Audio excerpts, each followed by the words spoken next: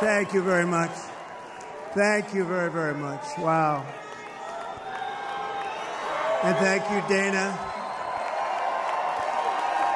Thank you, Kid Rock, sometimes referred to as Bob. And thank you, Lee, right from the beginning. Thank you very much. What a talent. What a beautiful, beautiful soul. Thank you. Friends, delegates, and fellow citizens, I stand before you this evening with a message of confidence, strength, and hope. 4 months from now, we will have an incredible victory, and we will begin the 4 greatest years in the history of our country. Together, we will launch a new era of safety, prosperity, and freedom for citizens of every race, religion, color, and creed. The discord and division in our society must be healed. We must heal it quickly. As Americans, we are bound together by a single fate and a shared destiny. We rise together or we fall apart. I am running to be president for all of America, not half of America, because there is no victory in winning for half of America. So tonight, with faith and devotion, I proudly accept your nomination for President of the United States. Thank you.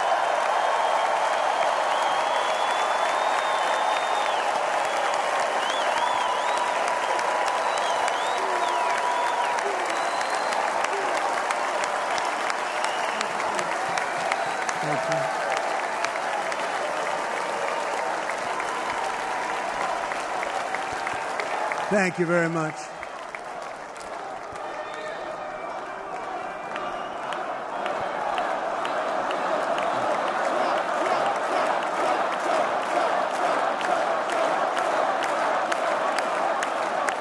Thank you very much.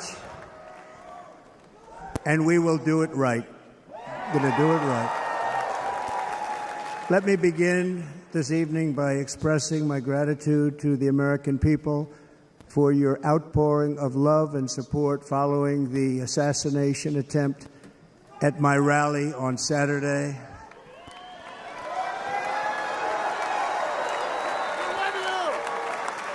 As you already know, the assassin's bullet came within a quarter of an inch of taking my life. So many people have asked me, what happened? Tell us what happened, please. And therefore, I will tell you exactly what happened, and you'll never hear it from me a second time because it's actually too painful to tell. It was a warm, beautiful day in the early evening in Butler Township in the great Commonwealth of Pennsylvania. Music was loudly playing, and the campaign was doing really well. I went to the stage, and the crowd was cheering wildly. Everybody was happy. I began speaking very strongly, powerfully, and happily because I was discussing the great job my administration did on immigration at the southern border. We were very proud of it.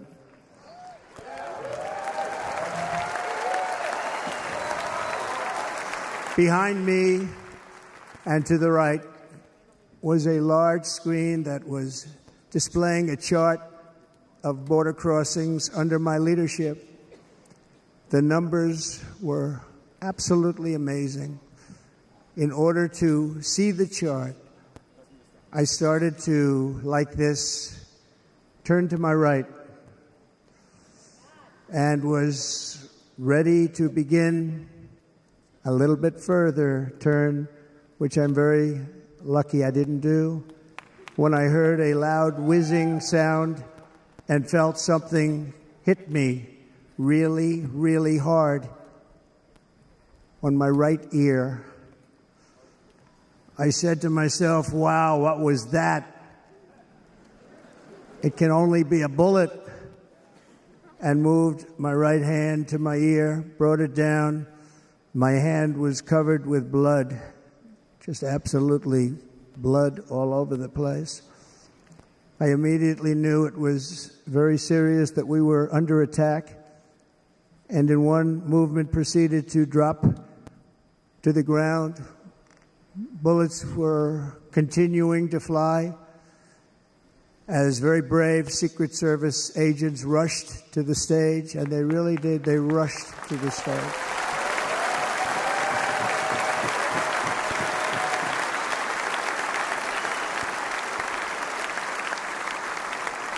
These are great people, at great risk, I will tell you, and pounced on top of me so that I would be protected.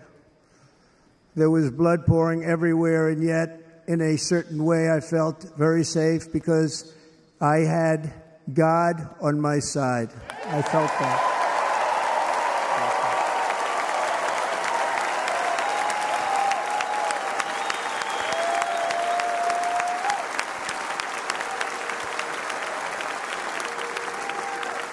The amazing thing is that prior to the shot, if I had not moved my head at that very last instant, the assassin's bullet would have perfectly hit its mark, and I would not be here tonight. We would not be together. The most incredible aspect of what took place on that terrible evening in the fading sun was actually seen later. In almost all cases, as you probably know, and when even a single bullet is fired, just a single bullet, and we had many bullets that were being fired, crowds run for the exits or stampede, but not in this case. It's very unusual.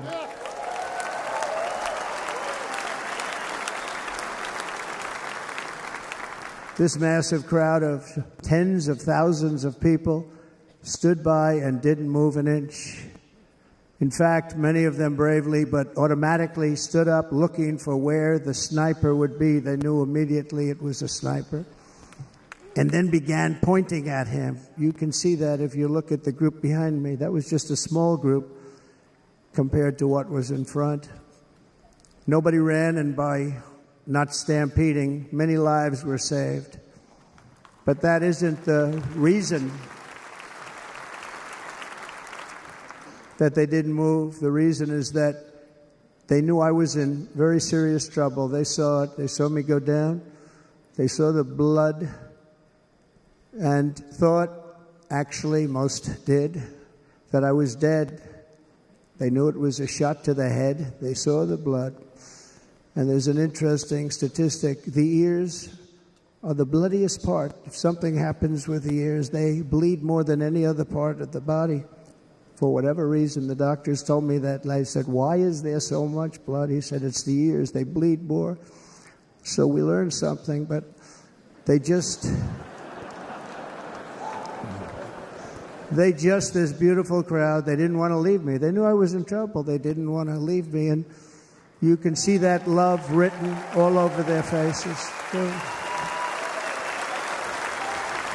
Incredible people. They're incredible people. Bullets were flying over us, yet I felt serene. But now the Secret Service agents were putting themselves in peril. They were in very dangerous territory. Bullets were flying right over them, missing them by a very small amount of inches. And then it all stopped. Our Secret Service sniper, from a much greater distance and with only one bullet used, took the assassin's life, took him out.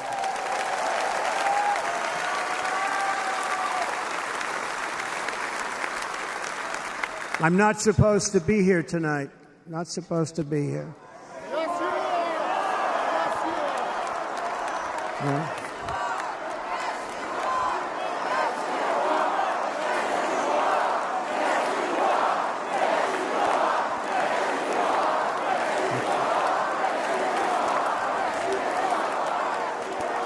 Thank you. But I'm not. And I'll tell you, I stand before you in this arena only by the grace of Almighty God.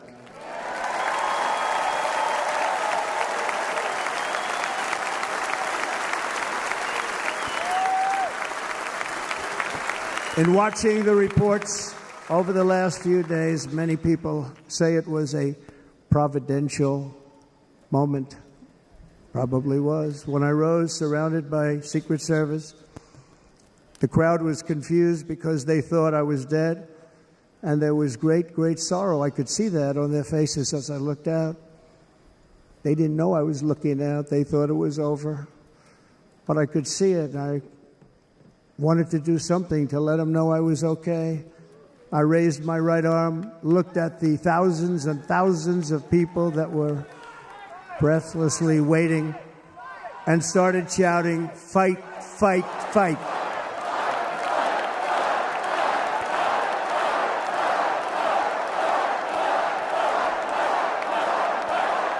Thank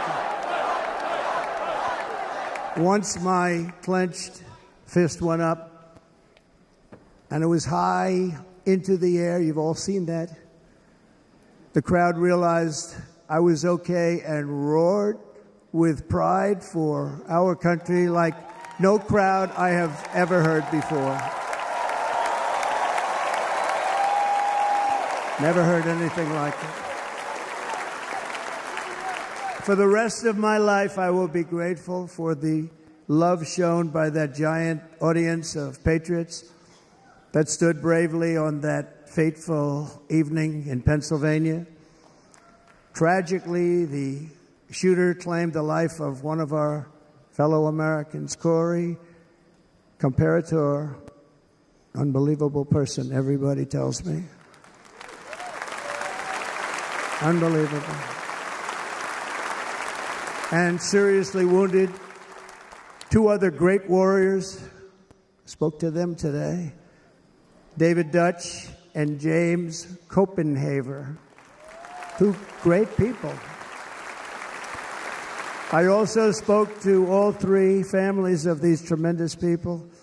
Our love and prayers are with them and always will be. We're never going to forget them. They came for a great rally. They were serious Trumpsters, I want to tell you. They were serious Trumpsters and still are. But Corey, unfortunately, we have to use the past tense. He was incredible. He was a highly respected former fire chief, respected by everybody. Was accompanied by his wife, Helen, incredible woman. I spoke to her today, devastated, and two precious daughters. He lost his life selflessly acting as a human shield to protect them from flying bullets. He went right over the top of them and was hit. What a fine man he was.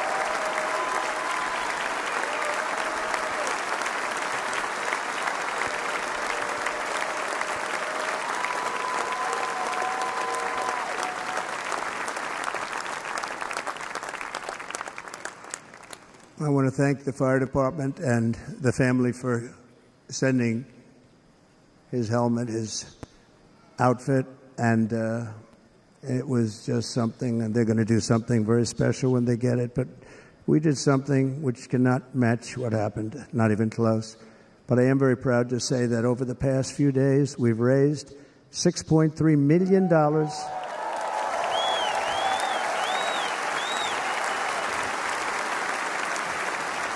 for the families of David, James, and Corey, including from a friend of mine just called up. He sent me a check right here. I just got it. $1 million from Dan Newland. Thank you, Dan. And again, when speaking to the family, I told them, I said, well, I'm going to be sending you a lot of money, but it can't compensate. They all said the same thing. You're right, sir. We appreciate so much what you're doing, but nothing can take the place in the case of Corey. And the other two, by the way, they were very, very seriously injured, but now they're doing very well. They're going to be okay. They're going to be doing very well.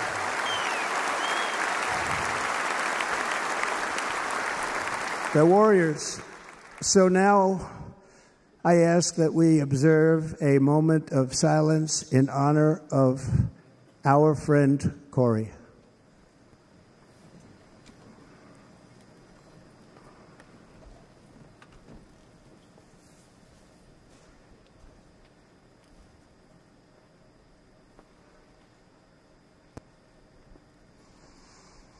There is no greater love than to lay down one's life for others.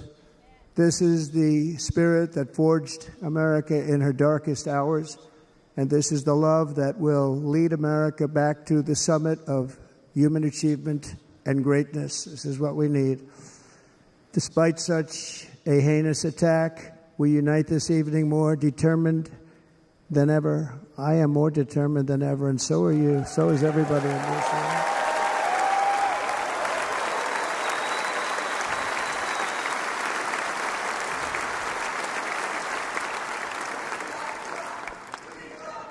Thank you.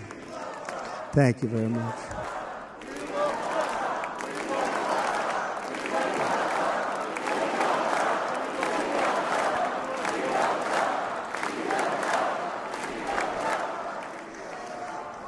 Our resolve is unbroken and our purpose is unchanged to deliver a government that serves the American people better than ever before. Nothing will stop me in this mission because our vision is righteous and our cause is pure. No matter what obstacle comes our way, we will not break, we will not bend, we will not back down, and I will never stop fighting for you, your family, and our magnificent country. Never.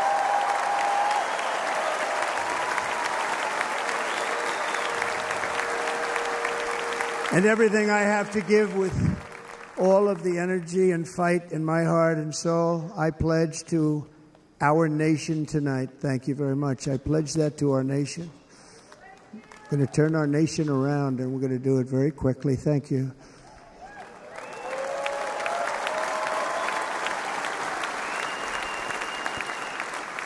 This election should be about the issues facing our country and how to make America successful, safe, free, and great again.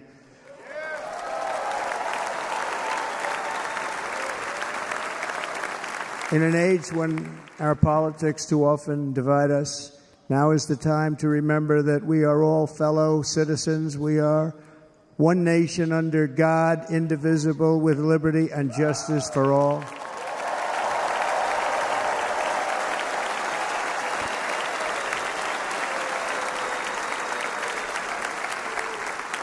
And we must not criminalize dissent or demonize political disagreement, which is what's been happening in our country lately at a level that nobody has ever seen before. In that spirit, the Democrat Party should immediately stop weaponizing the justice system and labeling their political opponent as an enemy of democracy. Especially since that is not true. In fact, I am the one saving democracy for the people of our country.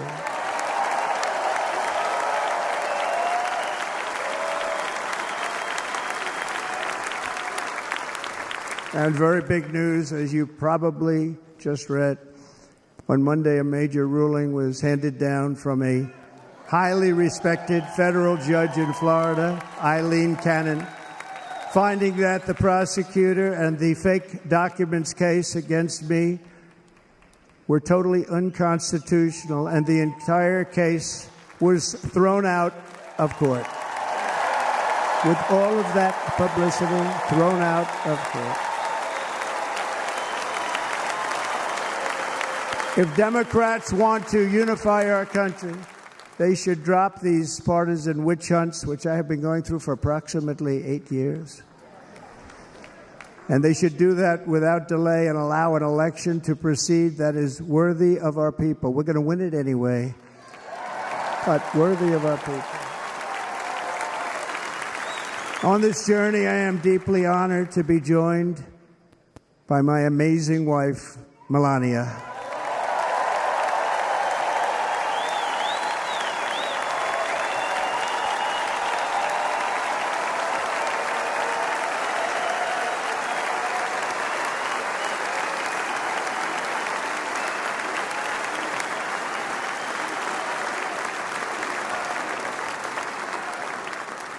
And Melania, thank you very much. You also did something really beautiful, a letter to America calling for national unity, and it really took the Republican Party by surprise. I will tell you, it was beautiful. In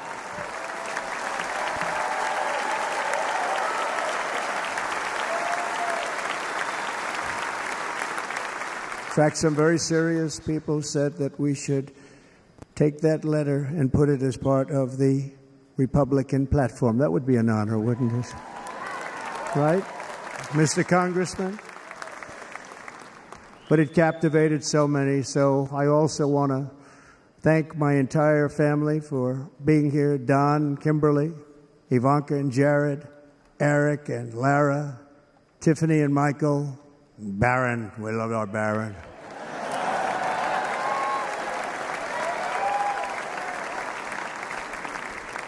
And of course, my 10 wonderful grandchildren. You saw a few of them up there on my lap before.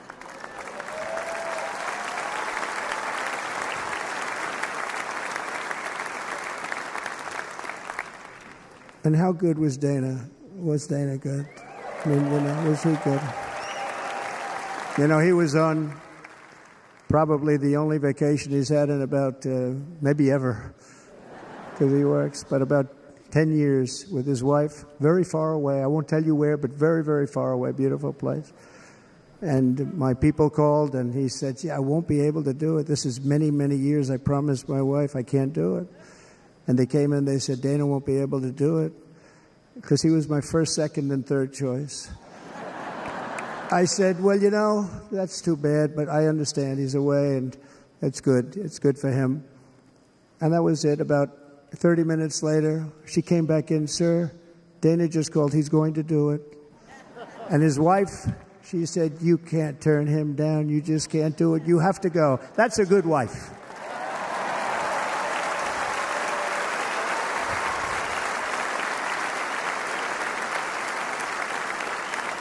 So he got on a plane. He got here a little while ago. Now he's going to get on the plane in a little while, and he's going to go back home to his wife.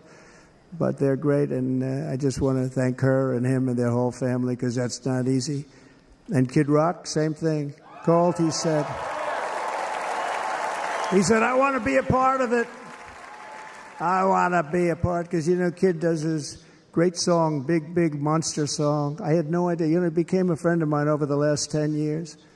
And he's amazing. Everyone loves him. I didn't even know how big he was. He has rallies, 35, 40,000 people he gets every time he goes out. I think he's making so much money he doesn't know what the hell to do with it. You want to know? And then we have my other friend, and I've known him so long, and we took that song, and it was a big success, but we made that. I saw a chart of great songs to America. That was #1 on the chart recently, #1. So that's Lee Greenwood, a very special, beautiful person. He's a beautiful man.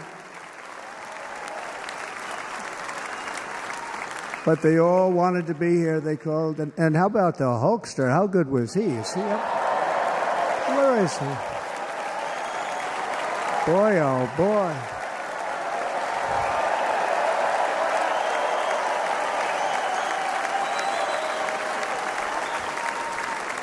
They may call that entertainment. I know about entertainment, but when he used to lift a 350-pound man over his shoulders and then bench press him 2 rows into the audience, I say, maybe entertainment, but he is one strong son of a gun. I will tell you, I watched it many times. There aren't a lot of entertainers that can do that, right? You were fantastic. Thank you very much. Followed by Eric. What was that all about? Boy, that was good. I didn't want to really come up here. But he was so great, and he's such a good young man. He went through a lot of trouble, and Don last night was incredible. They went through so much trouble. They got subpoenaed more than any people probably in the history of the United States. Every week they get another subpoena from the Democrats, crazy Nancy Pelosi, the whole thing, just boom, boom, boom. They've got to stop that because they're destroying our country. We have to work on making America great again, not on beating people. And we won. We beat them and all. We beat them on the impeachments. We beat them on indictments. We beat them. But the time that you have to spend, if they would devote that genius to helping our country, we'd have a much stronger and better country.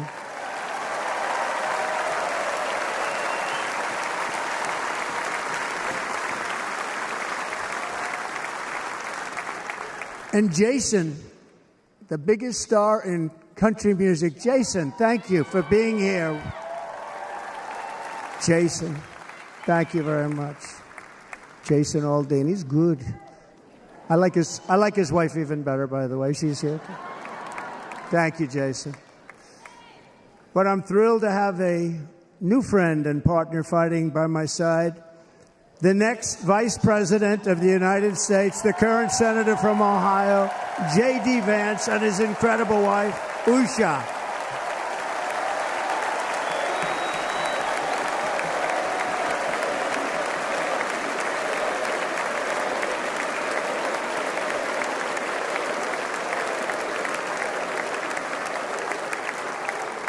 He's going to be a great Vice President. He's going to be great. He'll be with this country and with this movement, greatest movement in the history of our country, Make America Great Again. When they criticized it, they said, we're going to try and stop MAGA. I said, MAGA is Make America Great Again. What are you going to stop? There's nothing to stop. Then they say, oh, that's right. It's very tough to fight it. And all of the people that did try and fight it have failed. But he's going to be with us for a long time, and it was an honor to select him. Great, great student at Yale. His wife was a great student at Yale. They met at Yale. These are two smart people. So, J.D., you're going to be doing this for a long time. Enjoy the ride.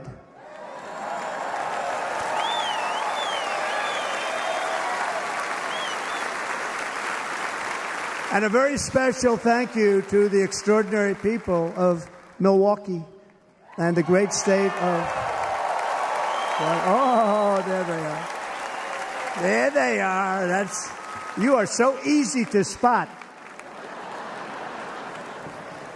And Green Bay's going to have a good team this year, right? They're going to have a good team. They're going to have a good team. Most of the audience doesn't like it, but it's true. You're going to have a very good team this year.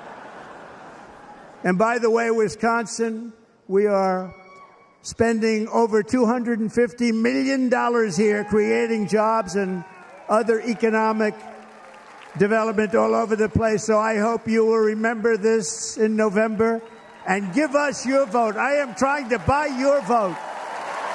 I'll be honest about that.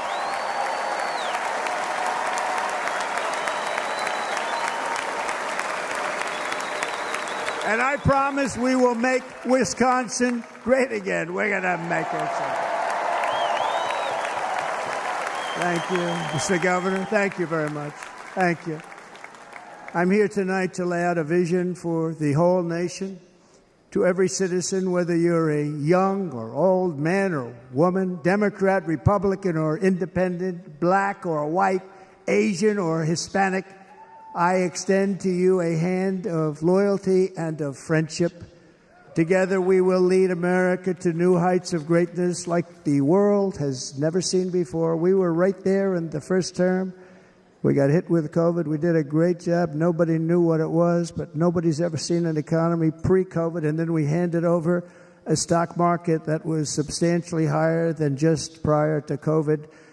Coming in, did a great job. Never got credit for that. We got credit for the war and defeating ISIS and so many things, the great economy, the biggest tax cuts ever, the biggest regulation cuts ever, the creation of Space Force, the rebuilding of our military. We did so much. We did so much. Right to try. Right to try is a big deal. We got right to try. They were trying to get that for 52 years. Somebody's terminally ill, and hopefully there's nobody in this audience, but it does happen a lot. They're terminally ill and they can't use our new space-age drugs and other things that we are way ahead. We have the greatest doctors in the world, the greatest laboratories in the world, and you can't do it. They've been trying to get that approved for 52 years. Wasn't that easy? The insurance companies didn't want to do it. They didn't want the risk. The labs didn't want to do it because if it didn't work, people are pretty far down the line toward death. They didn't want to do it. The doctors didn't want to have it on their records, so I got everybody into an office. 52 years they tried. Sounds simple, but it's not. And I got them to agree that somebody that needs it will, instead of going to Asia, Europe, or someplace, or if you have no money, going home and dying, just die. We got them to sign an agreement, agree to it, where they're not going to sue anybody. They're going to get all of this stuff. They're going to get it really fast. And what's happened is we're saving thousands and thousands of lives. It's incredible. Right to try. It's a great feeling. Under our leadership, the United States will be respected again. No nation will question our power. No enemy will doubt our might. Our borders will be totally secure. Our economy will soar. We will return law and order to our streets, patriotism to our schools, and importantly, we will restore peace, stability, and harmony all throughout the world. But to achieve this future, we must first rescue our nation from failed and even incompetent leadership. We have totally incompetent leadership.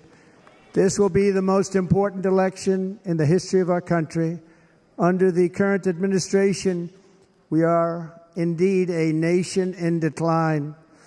We have an inflation crisis that is making life unaffordable, ravaging the incomes of working and low-income families, and crushing, just simply crushing our people like never before. They've never seen anything like it. We also have an illegal immigration crisis, and it's taking place right now as we sit here in this beautiful arena. It's a massive invasion at our southern border that has spread misery, crime, poverty, disease, and destruction to communities all across our land. Nobody's ever seen anything like it. Then there's an international crisis, the likes of which the world has seldom been part of. Nobody can believe what's happening. War is now raging in Europe and the Middle East. A growing specter of conflict hangs over Taiwan, Korea, the Philippines, and all of Asia. And our planet is teetering on the edge of World War III. And this will be a war like no other war because of weaponry. The weapons are no longer army tanks going back and forth shooting at each other. These weapons are obliteration. It's time for a change. This administration can't come close to solving the problems. We're dealing with very tough, very fierce people. They're fierce people. And we don't have fierce people. We have people that are a lot less than fierce, except when it comes to cheating on elections and a couple of other things. Then they're fierce. Then they're fierce. So tonight, I make this pledge to the great people of America. I will end the devastating inflation crisis immediately, bring down interest rates, and lower the cost of energy. We will drill, baby, drill.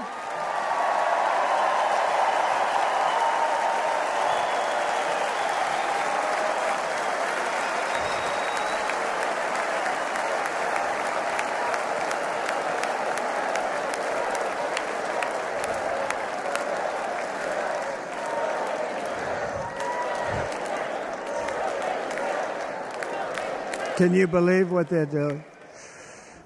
But by doing that, we will lead a large-scale decline in prices. Prices will start to come down. Energy raised it. They took our energy policies and destroyed them. Then they immediately went back to them, but by that time, so much was lost. But we will do it at levels that nobody's ever seen before. And we'll end lots of different things. We'll start paying off debt and start lowering taxes even further. We gave you the largest tax cut. We'll do it more. You know, people don't realize I brought taxes way down, way down, and yet we took in more revenues the following year than we did when the tax rate was much higher. Most people said, how did you do that? Because it was incentive. Everybody was coming to the country. They were bringing back billions and billions of dollars into our country. The companies made it impossible to bring it back. The tax rate was too high, and the legal complications were far too great. I changed both of them, and hundreds of billions of dollars by Apple and so many other companies were brought back into our nation, and we had an economy the likes of which no nation had ever seen. China, we were beating them at levels that were incredible. And they know it. They know it. We'll do it again, but we'll do it even better. I will end the illegal immigration crisis by closing our border and finishing the wall, most of which I've already built.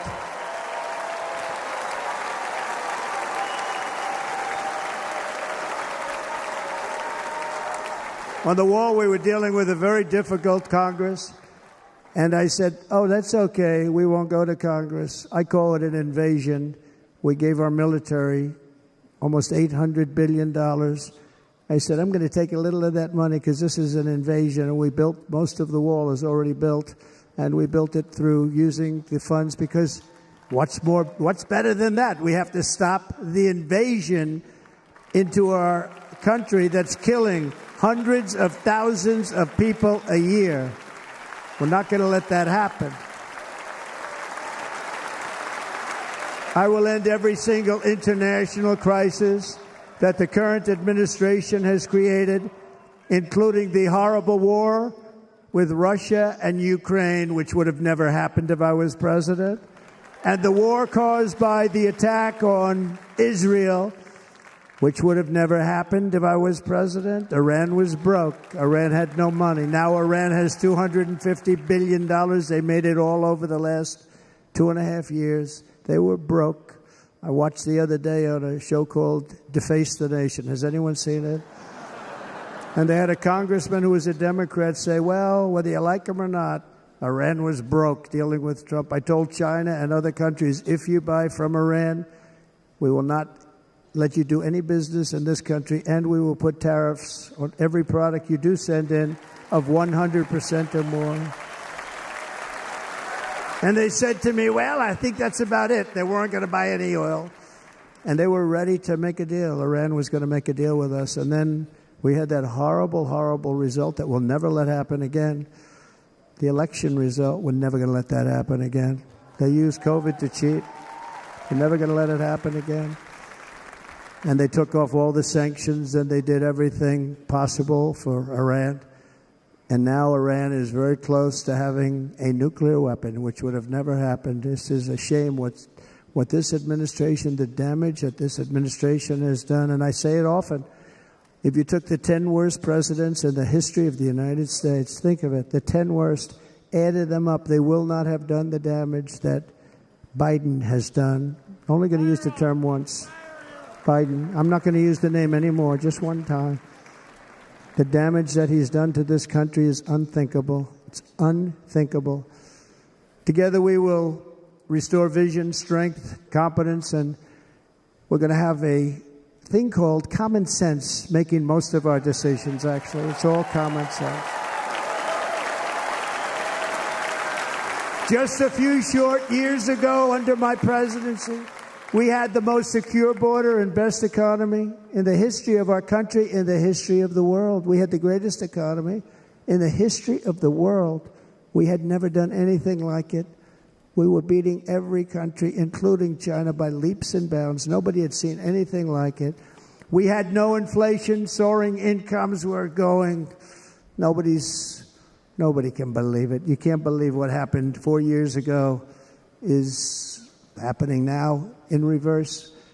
And the world was at peace. Inflation has been a killer for our country. No matter what you make it doesn't matter because inflation is eating you alive. People that were putting away money, they were making great wages, the highest they've ever made, but they were putting away a lot of money. Now they are just being destroyed. They're not putting away anything. They're barely living. They're going into savings accounts. They're taking out their money to live because of inflation. Inflation, remember, it's called a country buster. You can go back to Germany from 100 years ago. You can go back to any country that suffered great inflation. And we've suffered the worst inflation we've ever had. But go back and see what's happened to those countries. We've had the worst inflation we've ever had under this person. But in less than 4 years, our opponents have turned incredible success into unparalleled tragedy and failure. It's been a tremendous failure. Today, our cities are flooded with illegal aliens. Americans are being squeezed out of the labor force and their jobs are taken. And by the way, you know who's taking the jobs that are created?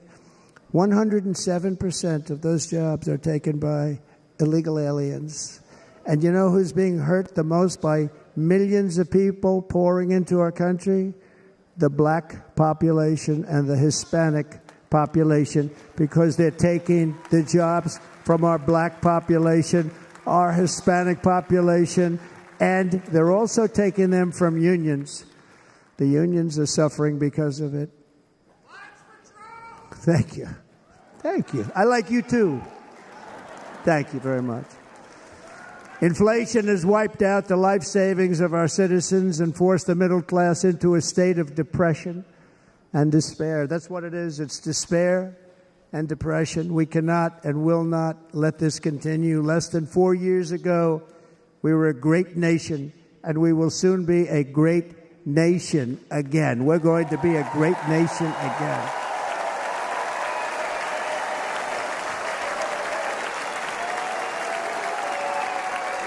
Thank you. With proper leadership, every disaster we are now enduring will be fixed, and it will be fixed very, very quickly.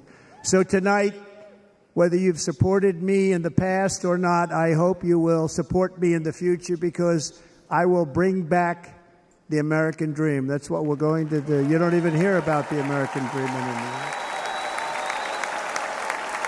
With great humility, I am asking you to be excited about the future of our country. Be excited. Be excited.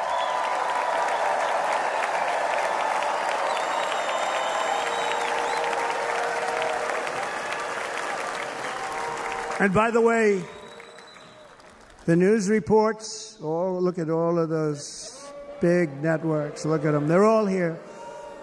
But every one of them has said this could be the most organized, best run, and most enthusiastic convention of either party that they have ever seen. Every single one.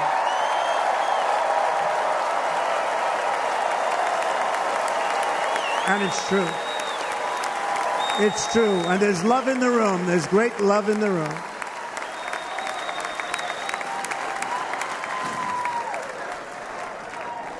So I better finish strong.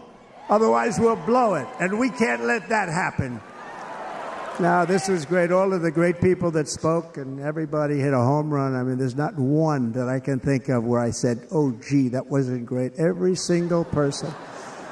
I refuse to be the only one. Don't do that to me. They're already getting ready. See, I gave them an idea. Now, this was a great convention. This was, I think we're actually going to go home and miss it. You know, usually with a first of all, look at these crowds. You'd never have this at a convention. Look at these crowds.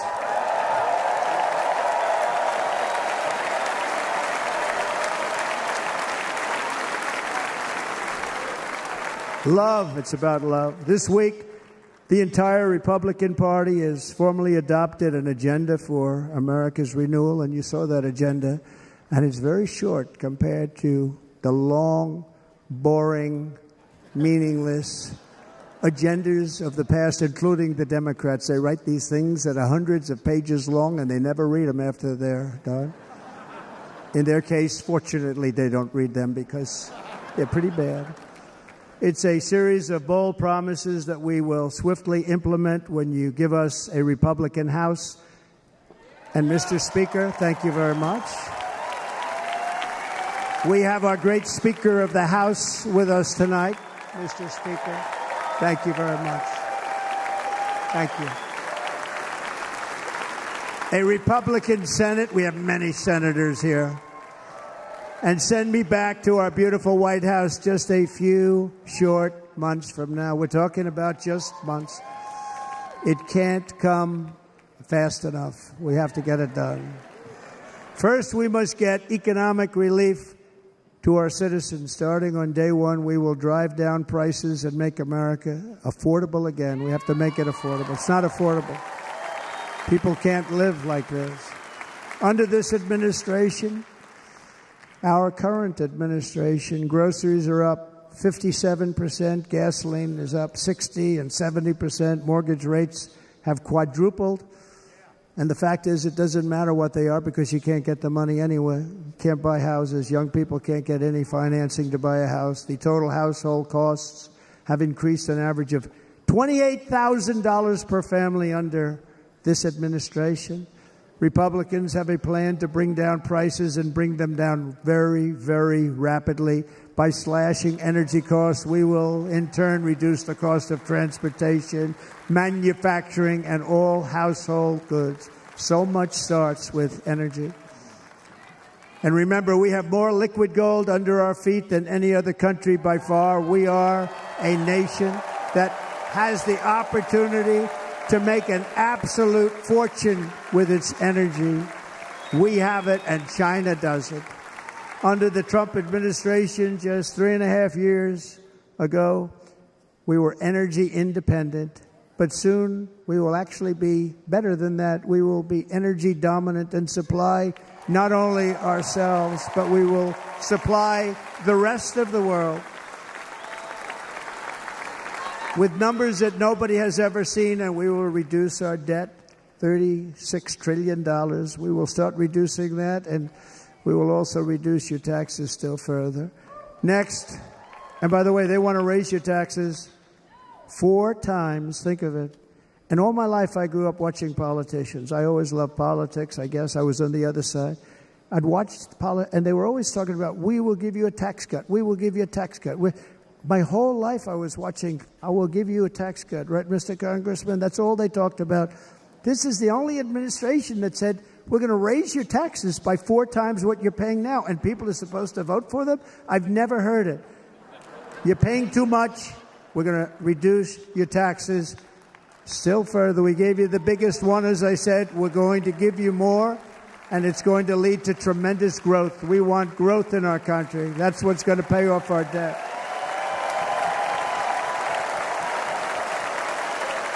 And next, we will end the ridiculous and actually incredible waste of taxpayer dollars that is fueling the inflation crisis. They've spent trillions of dollars on things having to do with the Green New Scam. It's a scam. And that's caused tremendous inflationary pressures in addition to the cost of energy. And all of the trillions of dollars that are sitting there not yet spent, we will redirect that money for important projects like roads, bridges, dams, and we will not allow it to be spent on meaningless green new scam ideas.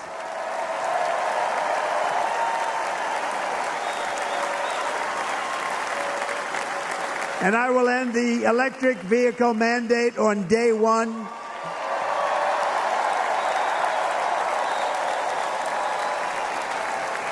Thereby saving the U.S. auto industry from complete obliteration, which is happening right now, and saving U.S. customers thousands and thousands of dollars per car. And right now, as we speak, large factories just started are being built across the border in Mexico. So with all the other things happening on our border, and they're being built by China to make cars and to sell them into our country. No tax, no anything. The United Auto Workers ought to be ashamed for allowing this to happen. And the leader of the United Auto Workers should be fired immediately. And every single auto worker, union and non-union, should be voting for Donald Trump, because we're going to bring back car manufacturing and we're going to bring it back fast.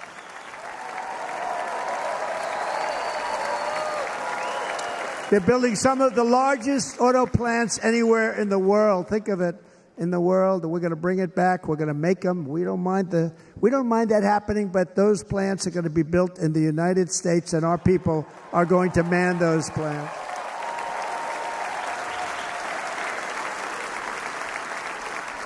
And if they don't agree with us, we'll put a tariff of approximately 100 to 200% on each car, and they will be unsellable in the United States. We have long been taken advantage of by other countries. And think of it, oftentimes these other countries are considered so-called allies. They've taken advantage of us for years. We lose jobs, we lose revenue, and they gain everything and wipe out our businesses, wipe out our people. I stopped it for 4 years. I stopped it, and we're really ready to make changes like nobody had seen before. And remember, USMCA, I got rid of NAFTA, the worst trade deal ever made, and replaced it with USMCA, which is, they say, the best trade deal ever made. Actually, probably the best trade deal was the deal I made with China, where they buy $50 billion worth of our product. They were buying nothing. They buy $50 billion worth. They had to. But I don't even talk about it because of COVID. I don't even mention it, frankly, because of what happened with the China virus.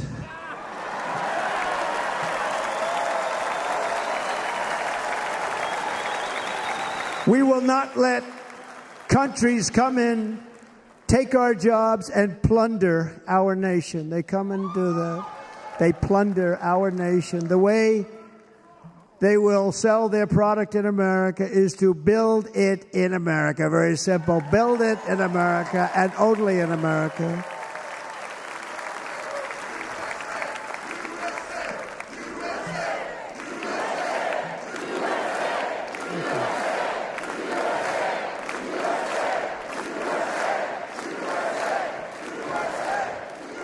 And this very simple formula, and Congress has to go along with us, and they will.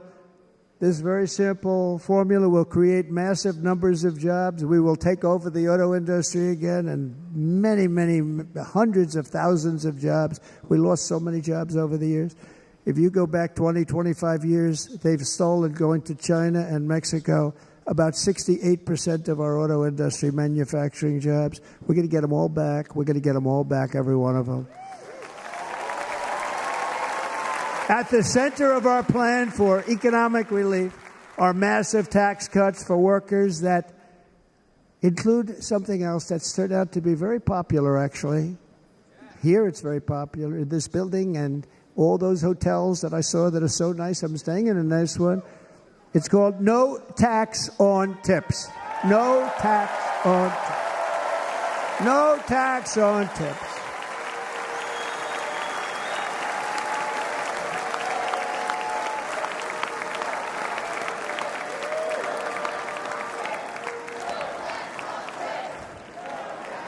I got that by having dinner recently in Nevada, where we're leading by about 14 points. Hello. I'll see you there very soon, everybody. And we're having dinner at a beautiful restaurant in the Trump building on the Strip, and it's a great building, and the waitress comes over. How's everything going? A really nice person. How's everything? Oh, sir, it's so tough. The government's after me all the time on tips, tips, tips. I said, well, they give you cash. Would they be able to find him? She said, actually, and I didn't know this, she said, very little cash is given. It's all put right on the check. And they come in and they take so much of our money, it's just ridiculous. And they don't believe anything we say. And they've just hired, as you know, 88,000 agents to go after them even more. And I said, this shows the level of my, most people go out, they hire consultants, they pay them millions of dollars. But I said to her, let me just ask you a question. Would you be happy if you had no tax on tips? She said, what a great idea. I got my information from a very smart waitress. That's better than spending millions of dollars. And everybody loves it. Waitresses and caddies and drivers and everybody. It's a large group of people that are being really hurt badly. They make money. Let them keep their money. I'm going to protect Social Security and Medicare. Democrats are going to destroy Social Security and Medicare because all of these people, by the millions they're coming in, they're going to be on Social Security and Medicare and other things, and you're not able to afford it. They are destroying your Social Security and your Medicare. Under my plan, incomes will skyrocket, inflation will vanish completely, jobs will come roaring back, and the middle class will prosper like never, ever before, and we're going to do it very rapidly.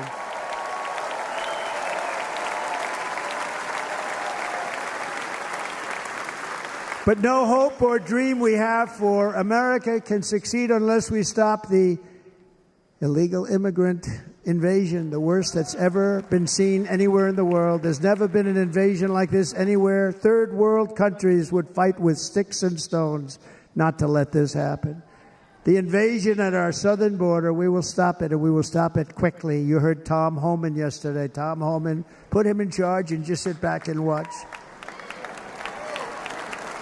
Brandon Judd, the Border Patrol, he's incredible. These guys, you know, they really, their job is a lot easier if they don't have to do anything, but they want to. They're patriots. Brandon Judd, Border Patrol, ICE. ICE goes out. You have to see what ICE does with MS-13. You have these are probably the worst gang, and ICE goes in there. And I know a lot of people in these rows here, and they're very tough people, but they don't want to do this job. They'll go into a pack of MS-13 killers. They're the worst, probably the worst gangs in the world, and we have thousands of them. I moved thousands and thousands out in my 4 years. We moved them out, and it was a pleasure. But ICE would go right into a pack of these killers, and you see fists flying, you see everything flying, and then they take them. They put them in a paddy wagon. They take them back, and they get them out of our country. And the other countries weren't accepting them back, and I called up, and I said, tell them that we're not giving them economic aid anymore. And the next day, I got calls from all of these countries that were terminated. Billions of dollars we spend on economic aid to countries that does us, frankly, no good. And the next day, I was called by everybody. I couldn't take all the calls. Sir, what's the problem? I said, you won't take your killers back that you sent in caravans into America. You won't take them back. Well, sir, if you'd like us to, we would give very serious consideration to doing that. And within 24 hours, they were being taken back. For years and years, when I first came in, they said President Obama tried to get him to go back, and they wouldn't accept him. They put planes on the runway so you couldn't leave the plane. They closed the road so you couldn't take the buses. They'd all have to turn back. As soon as I said no more economic aid of any kind to any country that does that, they called back and they said, sir, it would be our great honor to take MS-13. We love them very much. We love them very much, sir. We'll take them back. At the heart of the Republican platform is our pledge to end this border nightmare and fully restore the sacred and sovereign borders of the United States of America, and we're going to do that on day one.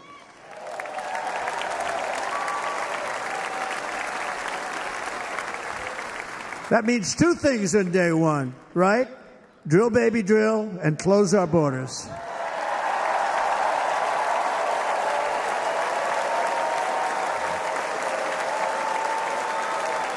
And by the way, and I think everybody as a Republican, as a patriot in this room, and most Democrats, we want people to come into our country, but they have to come into our country legally. Legally. Less than 4 years ago, I handed this administration the strongest border in American history. But you can see on the chart that saved my life, that was the chart that saved my life. I said, look it, I'm so proud of it. I think it's one of the greatest. It was done by the Border Patrol, one of the greatest charts I've ever seen. It showed everything just like that. You know the chart. Oh, there it is. That's pretty good. Wow. Last time I put up that chart, I never really got to look at it. But without that chart, I would not be here today.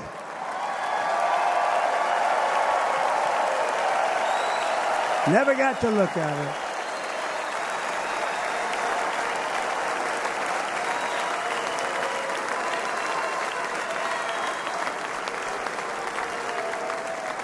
I said, you got to see this chart. I was so proud of it. And by the time I got to there, I never got to see it that day.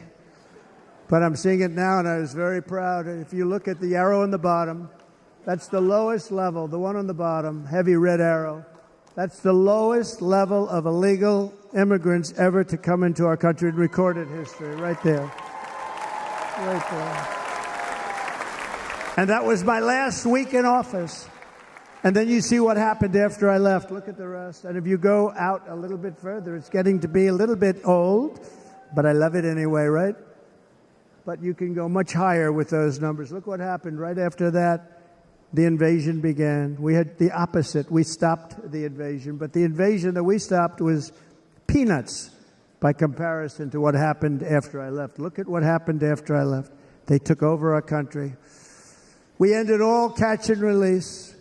We shut down asylum fraud. We stopped human trafficking and forged historic agreements to keep illegal aliens on foreign soil. We want them to stay on their soil. Under the Trump administration, if you came in illegally, you were apprehended immediately and you were deported. You went right back. The current administration terminated every single one of those great Trump policies that I put in place to seal the border. I wanted a sealed border. Again, come in, but come in legally. You know how unfair it is? So many people, hundreds of thousands of people, have been working for years to come into our country. And now they see these people pour into our country at levels that are unprecedented. It's so unfair. And we're not going to do it. We're not going to stand for it. They suspended wall construction, ended remain in Mexico. We had a policy, remain in Mexico. You think that was easy to get from the Mexican government? But I said, you must give it to us. If you don't give it to us, there will be repercussions. And they gave it to us. But not easy. Canceled our Safe Third agreements. Demolished Title 42, implemented nationwide catch and release. That's catch and release, where we catch them and release them into our country. We catch them and release them into Mexico. There's a slight difference. And took 93, this is the previous administration, 93 executive actions to throw open our border to the world. The entire world is pouring into our country because of this very foolish administration. The greatest invasion in history is taking place right here in our country. They are coming in from every corner of the earth, not just from South America, but from Africa, Asia, the Middle East. They're coming from everywhere. They're coming at levels that we've never seen before. It is an invasion indeed, and this administration does absolutely nothing to stop them. They're coming from prisons. They're coming from jails. They're coming from mental institutions and insane asylums. The press is always on me because I say this. Has anyone seen Silence of the Lambs? The late, great Hannibal Lecter. He'd love to have you for dinner. That's insane asylums. They're emptying out their insane asylums. And terrorists are coming in at numbers that we've never seen before. Bad things are going to happen. Meanwhile, our crime rate is going up, while crime statistics all over the world are going down, because they're taking their criminals and they're putting them into our country. A certain country, and I happen to like the president of that country very much, but he's been getting great publicity because he's a wonderful shepherd of the country. He says how well the country's doing because their crime rate is down. And he said he's training all of these rough people. They're rough. He's training them. And I've been reading about this for 2 years. I think, oh, that's wonderful. Let's take a look at it. But then I realized he's not training them. He's sending all of his criminals, his drug dealers, his people that are in jails, he's sending them all to the United States. And he's different in that he doesn't say that. He's trying to convince everybody what a wonderful job he does in running the country. Well, he doesn't do a wonderful job. And by the way, if I ran one of the countries, many countries from all over, I would be worse than any of them. I would have had the place totally emptied out already.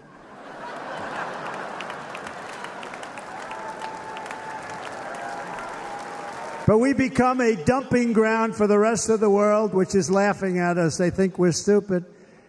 And they can't believe that they're getting away with what they're getting away with, but they're not going to be getting away with it for long. That's what I can tell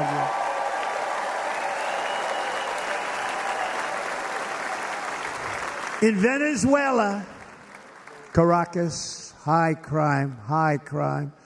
Caracas, Venezuela, really a dangerous place, but not anymore.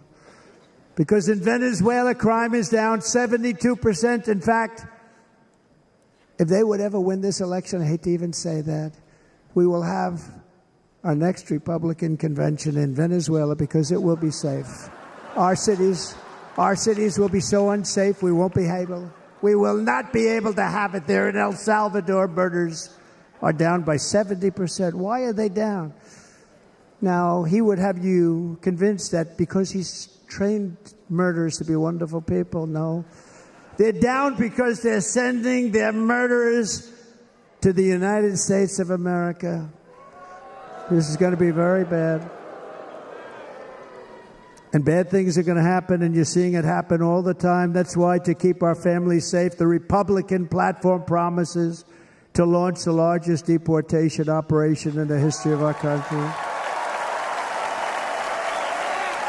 Even larger than that of President Dwight D. Eisenhower from many years ago. You know, he was a moderate, but he believed very strongly in borders. He had the largest deportation operation we've ever had. Just recently, I spoke to the grieving mother of Jocelyn Nungary, a wonderful woman, a precious 12-year-old girl from Houston who last month was tied up, assaulted, and strangled to death after walking to the convenience store just a block away from her house. Her body was dumped near the side of the road in a shallow creek, found by some onlookers who couldn't believe what they had witnessed. Charged with Jocelyn's heinous murder are 2 illegal aliens from Venezuela who came across our border, were in custody, and were then released into the country by this horrible, horrible administration that we have right now. I also met recently with the heartbroken mother and sister of Rachel Morin. Rachel was a 37-year-old mom of 5 beautiful children who was brutally raped and murdered while out on a run. She wanted to keep herself in good shape. It was very important to her. She was murdered. The monster responsible first killed another woman in El Salvador before he was led into America by the White House. This White House let them in. He then attacked a 9-year-old girl and her mother in a home invasion in Los Angeles before murdering Rachel in Maryland. Traveled all throughout the country, doing tremendous damage. Rachel's mother will never be the same. I spent time with her. She will never be the same. I've also met with the wonderful family of Laken Riley, the brilliant 22-year-old nursing student. She was so proud of being first in her class, who was out for a jog on the campus of the University of Georgia when she was assaulted, beaten, and horrifically killed. Yet another American life was stolen by a criminal alien set free by this administration. And these were incredible people we're talking about. These were incredible people who died. Tonight, America, this is my vow. I will not let these killers and criminals into our country.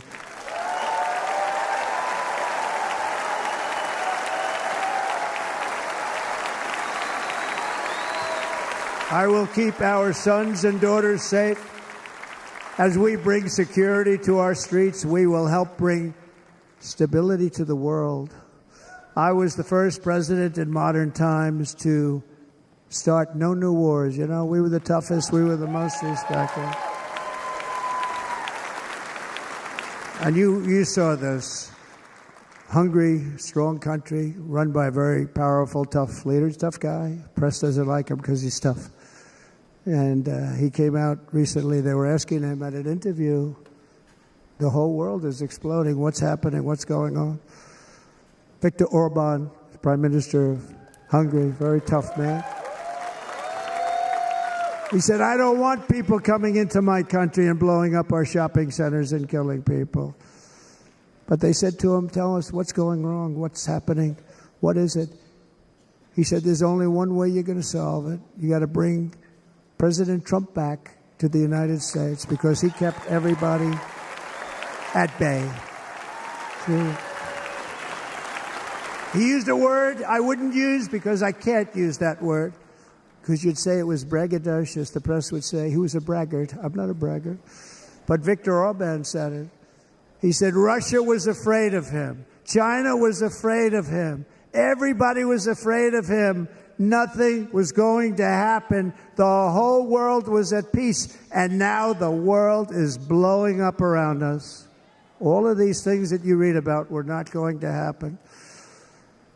Under President Bush, Russia invaded Georgia. Under President Obama, Russia took Crimea. Under the current administration, Russia is after all of Ukraine. Under President Trump, Russia took nothing.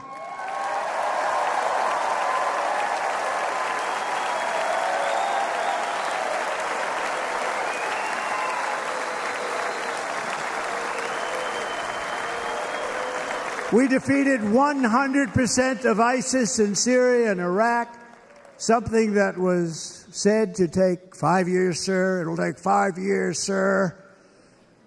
We did it in a matter of a couple of months. We have a great military. Our military is not woke. It's just some of the fools on top that are woke.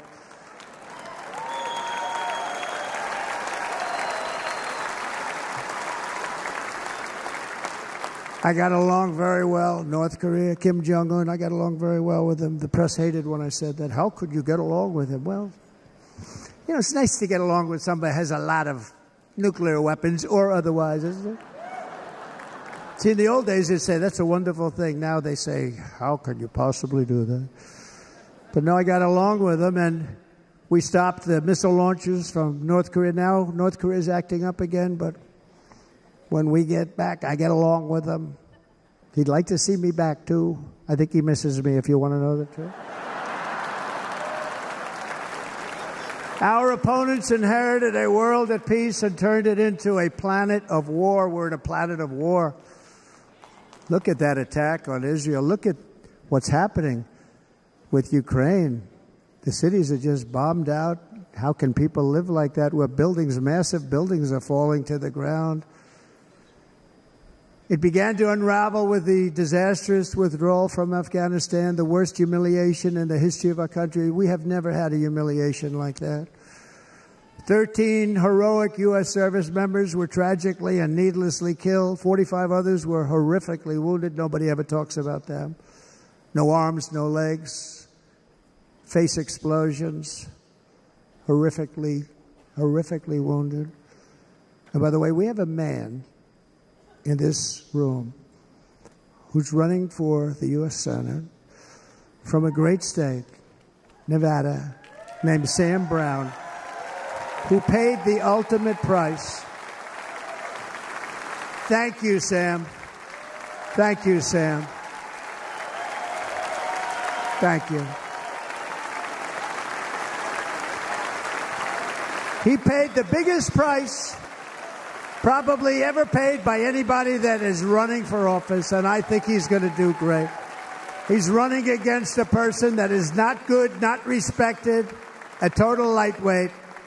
But Sam, I think, paid, really, we were talking about it with some of the senators that are working so hard for Sam, but he paid the biggest price of any senator ever to run for the Senate. I don't think anybody's ever what he did. He was a real hero, a really great person. And he's running, and I hope that everybody gets out and votes for Sam Brown.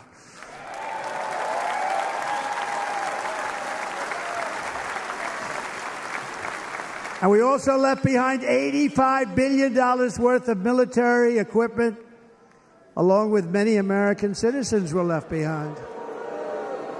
Many, many American citizens, emboldened by that disaster. Russia invaded Ukraine. They saw this group of people that were incompetent. We took the soldiers out first. No, we're going to take the soldiers out second. If they would have followed my plan, we had a great plan. But the plan only kicked in if they did everything perfectly. And they weren't doing things perfectly, so we said it doesn't kick in. 18 months in Afghanistan, we didn't have one, so they were killing them left and right, snipers. And I spoke to the head of the Taliban. You've heard this story. Abdul, still there, still the head of the Taliban. The press got on me. Why would you speak to him? I said, because that's where the killing is. I don't have to speak to somebody that has nothing to do with it. And I told him, don't ever do that. Don't ever do that again. Don't ever, ever do that again. You've got to stop. Because during the Obama administration, many great people and soldiers, but a lot of soldiers were being killed from long distance. I said, if you keep doing that, you're going to be hit harder than anybody's ever been hit by a country before.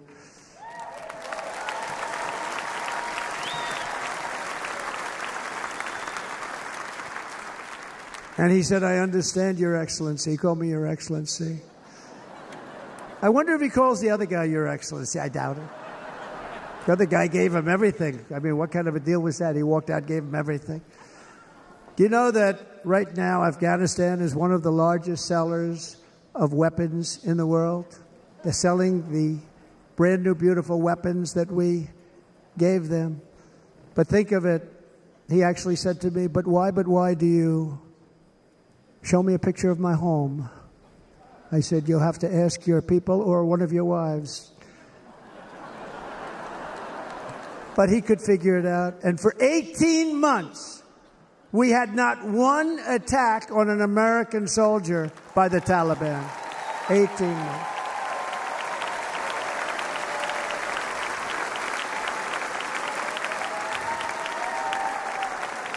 And then we had that horrible day where soldiers were killed. I was not there because of a ridiculous election. But we had that horrible attack. And they also gave up Bagram, one of the biggest bases anywhere in the world, air bases anywhere in the world, the longest runways, most powerful, hardened, thickened runways. We gave it up. And I liked it not because of Afghanistan. I liked it because of China. It's 1 hour away from where China makes their nuclear weapons. And you know who has it now? China has it now. We were keeping that. And now China is likewise circling Taiwan, and Russian warships and nuclear submarines are operating 60 miles off the coast in Cuba. Do you know that? No, the press refuses to write about it. If that were me running this country and we had nuclear submarines in Cuba, I will tell you that headlines every day would be, what's wrong with our president? You don't even hear this. You're not hearing about this. Russia has nuclear submarines and warships 60 miles away, Mr. Congressman, from Miami, by the way, happens to be here. Correct? In Cuba.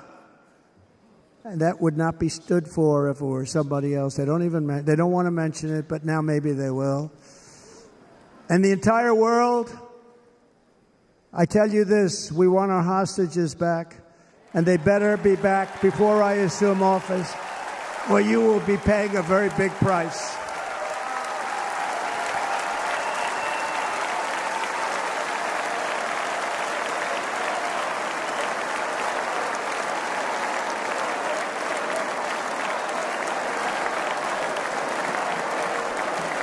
With our victory in November, the years of war, weakness, and chaos will be over. I don't have wars. I had no wars other than ISIS, which I defeated, but that was a war that was started. We had no wars. I could stop wars with a telephone call.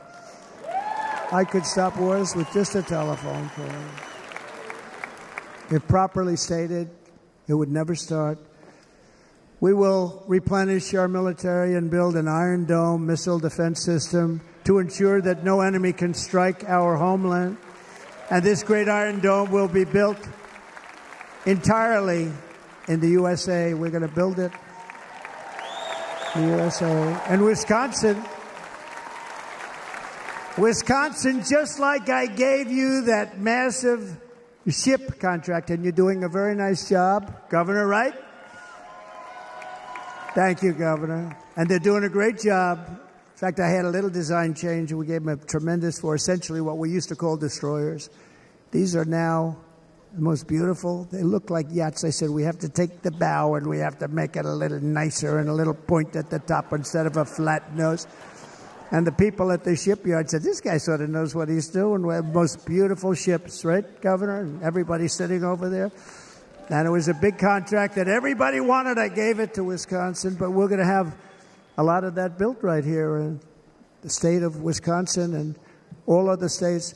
Israel has an Iron Dome. They have a missile defense system. 342 missiles were shot into Israel, and only one got through a little bit. It was badly wounded. It fell to the ground, but most of them are.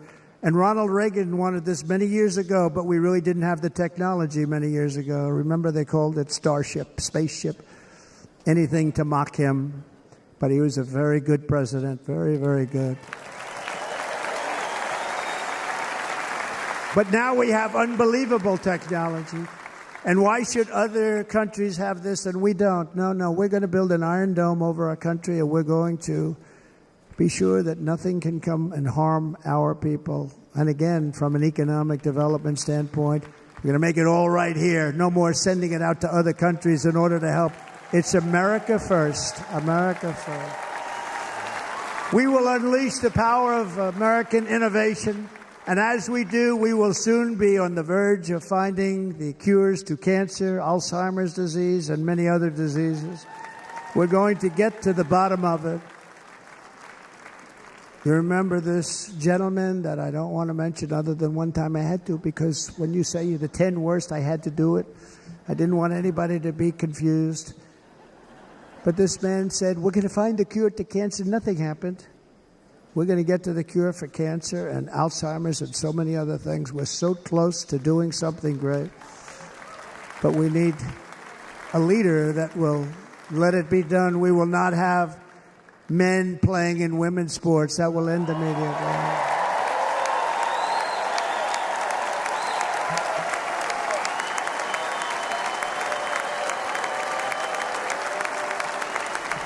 And we will restore and renovate our nation's once great cities, making them safe, clean, and beautiful again.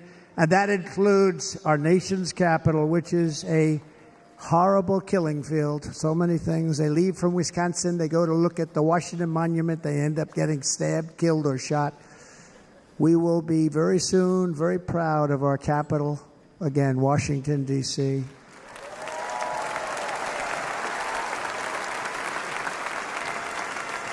America is on the cusp of a new golden age, but we will have the courage to seize it. We're going to take it. We're going to make it a current. We're going to bring this into a golden age like never seen before. Remember this, China wants to do it. Japan wants to do it. All of these countries want to do it. We have to produce massive amounts of energy if we're going to produce the new. If you look at some of the things that have been done, and some of the things that we're going to do. But AI needs literally twice the electricity that's available now in our country. Can you imagine? But instead, we're spending places where they recharge electric cars. They built 8 chargers at a certain location toward the Midwest. 8 chargers for $9 billion. Think of them as a tank for filling up your gas. Think of it. They spent $9 billion on 8 chargers, 3 of which didn't work. And if you were going to do this all over our country, this crazy electric mandate, if you're going to do this and by the way, I'm all for electric. They have their application. But if somebody wants to buy a gas-powered car, gasoline-powered car, or a hybrid, they're going to be able to do it. And we're going to make that change on day 1.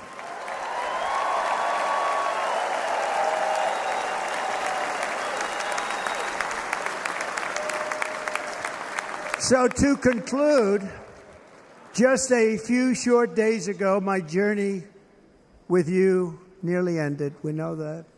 And yet, here we are tonight, all gathered together, talking about the future, promise, and a total renewal of a thing we love very much. It's called America. We live in a world of miracles. None of us knows God's plan or where life's adventure will take us. I want to thank Franklin Graham for being here tonight. He's an outstanding man. He wrote me a note recently. I have a lot of respect for him. Sir, I love your storytelling. I think it's great in front of these big rallies. But, sir, please do me one favor. It won't make any difference.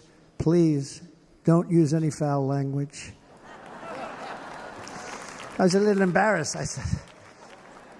He said, it won't make any difference. Actually, it does. The story's not quite as good, but I've been very good. The story is not quite as good, to be honest. I've got to have a little talk with Franklin, but he was great. He's a great gentleman. His father was so incredible, Billy Graham. My father used to love taking me to see Billy Graham. My father would take me to see Billy Graham at Yankee Stadium. He had the biggest rallies you've ever seen. He was a good rally guy, too.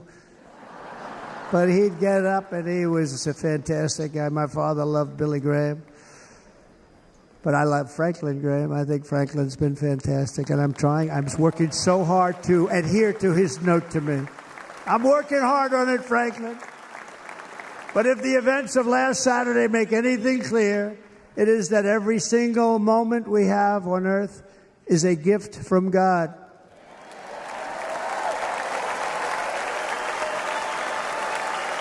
We have to make the most of every day for the people and for the country that we love. The attacker in Pennsylvania wanted to stop our movement, but the truth is the movement has never been about me. It has always been about you. It's your movement. It's the biggest movement in the history of our country by far. Can't be stopped. It can't be stopped. It has always been about the hardworking, patriotic citizens of America. For too long, our nation has settled for too little. We settled for too little. We've given everything to other nations, to other people. You have been told to lower your expectations and to accept less for your families. I am here tonight with the opposite message.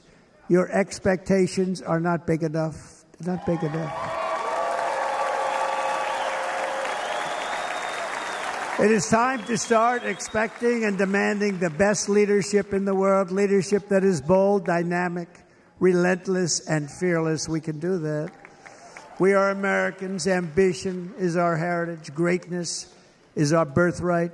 But as long as our energies are spent fighting each other, our destiny will remain out of reach. And that's not acceptable. We must instead take that energy and use it to realize our country's true potential and write our own thrilling chapter of the American story. We can do it together. We will unite. We are going to come together, and success will bring us together.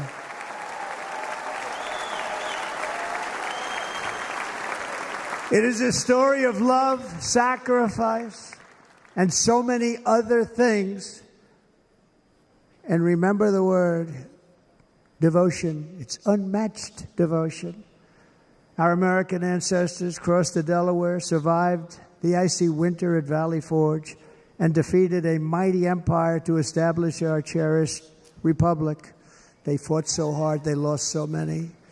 They pushed thousands and thousands of miles across a dangerous frontier, taming the wilderness to build a life and a magnificent home for their family.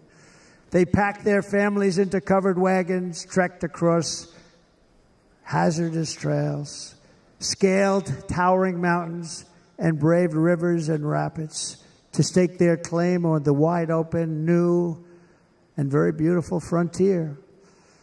When our way of life was threatened, American patriots marched onto the battlefield, raced into enemy strongholds, and stared down death and stared down those enemies to keep alive the flame of freedom.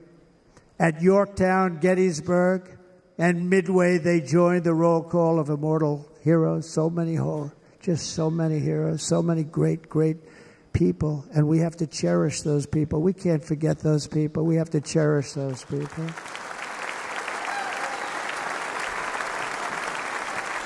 And building monuments to those great people is a good thing, not a bad thing. They saved our country.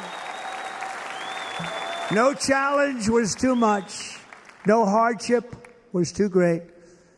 No enemy was too fierce. Together these patriots soldiered on and endured, and they prevailed because they had faith in each other, faith in their country, and above all, they had faith in their God.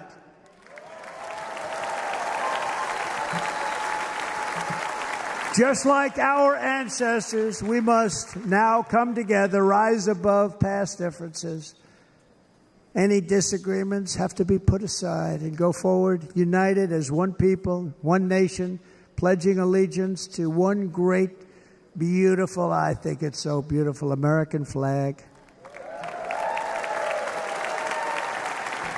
Tonight I ask for your partnership, for your support, and I am humbly asking for your vote. I want your vote. It's going to make our country great again. Every day I will strive to honor the trust you have placed in me, and I will never, ever let you down. I promise that. I will never let you down. To all of the forgotten men and women who have been neglected, abandoned, and left behind, you will be forgotten no longer. We will press forward, and together we will win, win, win.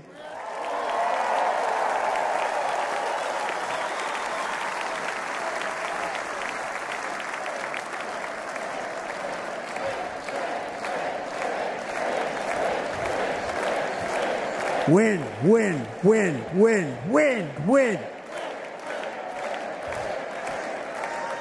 Nothing will sway us, nothing will slow us, and no one will ever stop us.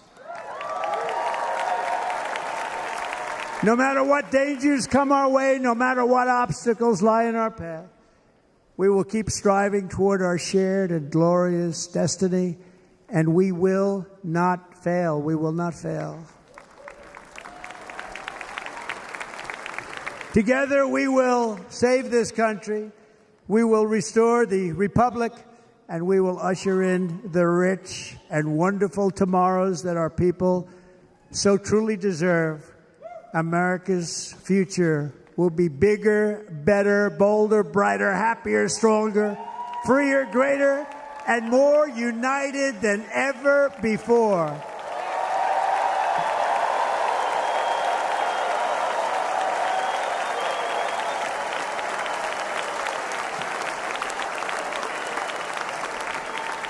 And quite simply put, we will very quickly make America great again.